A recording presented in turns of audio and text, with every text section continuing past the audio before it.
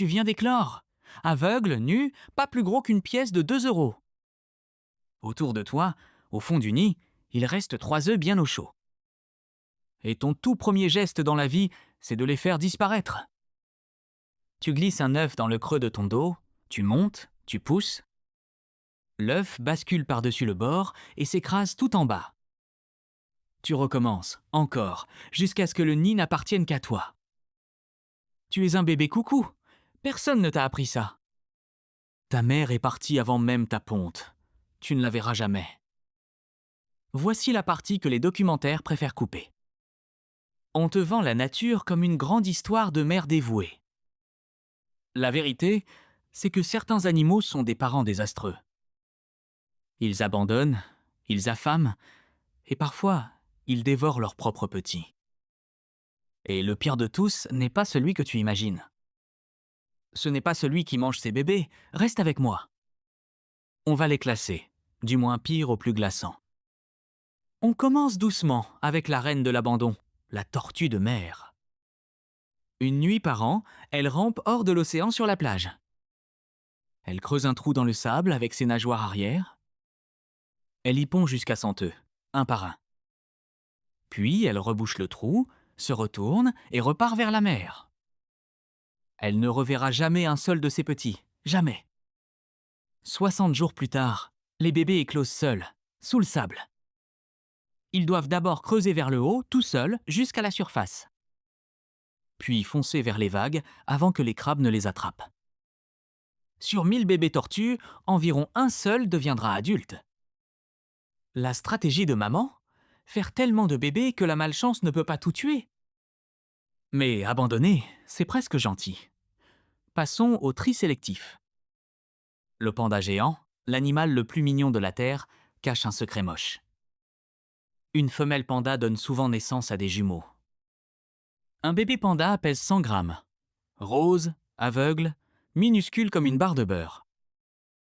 Nourrir de petits, c'est trop pour elle, alors elle choisit. Elle en prend un contre elle, elle laisse l'autre par terre. Celui qu'elle repose ne survivra pas à la nuit. Ce n'est pas de la cruauté, c'est un calcul. Mieux vaut un petit fort que 2 faibles. Restons chez les mammifères, avec une mère qu'on croit tendre, la lapine.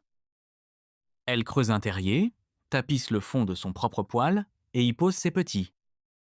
Puis elle s'en va, et elle ne revient presque jamais. Une lapine allaite ses bébés environ 5 minutes par jour, c'est tout. Le reste du temps, elle reste loin du nid, exprès. Sa présence attirerait les prédateurs, son absence est sa façon de les protéger. Direction la banquise, pour un adieu réglé comme une horloge. La mère phoque du Groenland met bas sur la glace, en plein hiver. Pendant 12 jours, elle nourrit son petit d'un lait très gras, jour et nuit. Le bébé triple presque de poids en moins de 2 semaines. Et un matin, sans un regard en arrière, elle plonge dans l'eau. Elle ne reviendra pas. Le bébé reste seul sur la glace. Il va jeûner des semaines, puis apprendre à nager tout seul ou mourir. Jusqu'ici, nos parents abandonnent leurs petits. Le suivant fait pire. Il les refile. Souviens-toi du bébé qui vidait le nid au début. On y revient. Le coucou ne construit jamais de nid. Il n'en a pas besoin. La femelle coucou surveille les autres oiseaux et attend qu'ils s'absentent. En 10 secondes, elle pond son œuf dans leur nid et repart. Elle recommence dans un autre nid, puis un autre, jusqu'à 25 fois dans la saison. L'œuf du coucou imite presque parfaitement ceux de l'hôte. La petite fauvette rentre, compte mal et couve un œuf qui n'est pas le sien. Et cet œuf éclot le premier, toujours. Le bébé coucou, encore aveugle, sent les autres œufs contre son dos. Et il fait ce que tu l'as vu faire. Il les jette tous par-dessus bord. La fauvette ne remarque rien.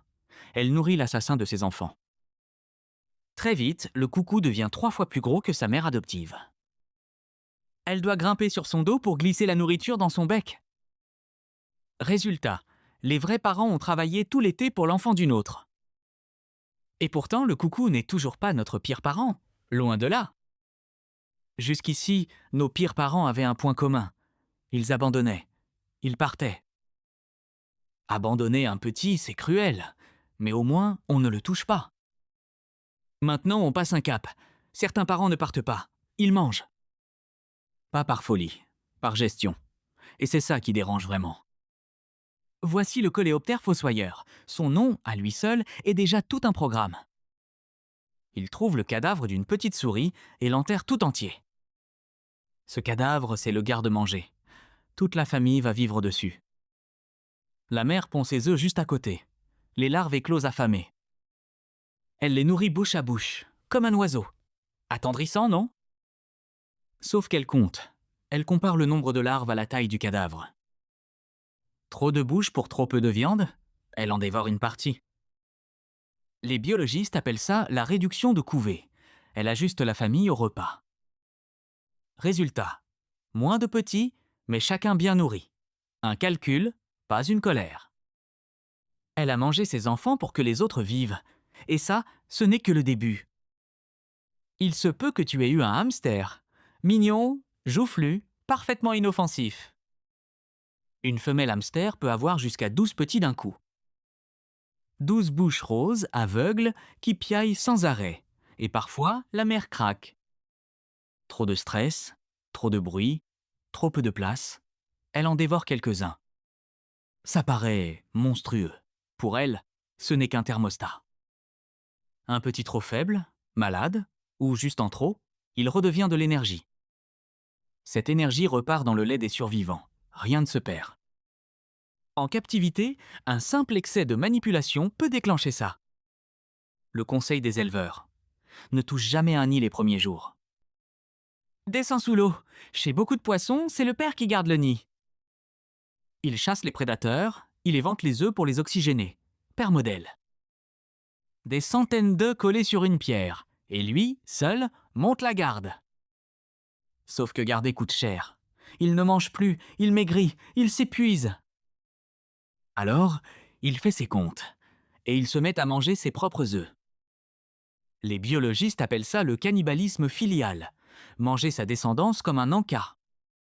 Parfois quelques œufs, parfois toute la ponte d'un seul coup. La logique est glaçante de simplicité. Mieux vaut un père vivant qu'une portée gardée. Les œufs avalés le renourrissent. Il pourra se reproduire l'an prochain. Ses enfants deviennent le carburant de ses futurs enfants. Efficaces et froids. Tu crois avoir vu le pire? On n'a même pas quitté le ventre de la mère. Voici le requin-taureau. La femelle porte ses petits pendant des mois. Elle a 2 utérus. Dans chacun, plusieurs dizaines d'embryons commencent à grandir. Ils n'ont ni nageoire prête, ni yeux ouverts. Mais ils ont déjà des dents. Et dans le noir de l'utérus, ces dents ne servent qu'à une seule chose. Le plus gros embryon se retourne vers ses frères et sœurs. Et il les mange.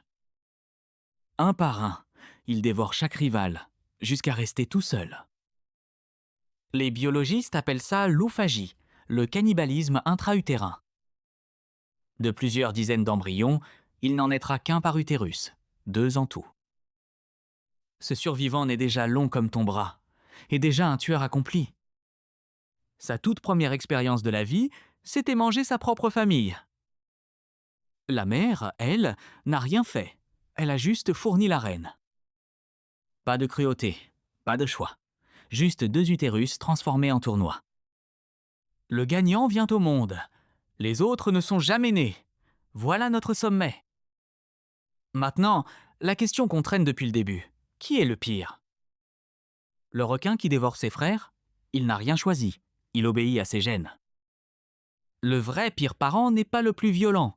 C'est le plus indifférent. Souviens-toi de la tortue. Elle pond 100 œufs et repart sans un regard. Elle ne les mange pas. Elle ne les voit même pas mourir. C'est pire. Tout ça porte un nom. Les biologistes parlent de stratégie R contre stratégie K. Stratégie R. Faire des milliers de petits et n'en protéger aucun. Stratégie K. Faire très peu de petits et tout miser sur chacun. Nous, par exemple. Sur le grand tableau de l'évolution, faire beaucoup et lâcher gagne presque toujours. Ce ne sont pas des monstres, ce sont des mathématiques. Reviens une seconde au tout début. Ce bébé coucou, seul dans un nid volé. Sa mère est partie avant même qu'il éclose, et personne ne l'a jamais puni. Dans l'arbre du vivant, c'est ça, la norme. Pondre, partir, oublier. Un parent qui reste des mois, qui protège, qui nourrit, une rareté statistique.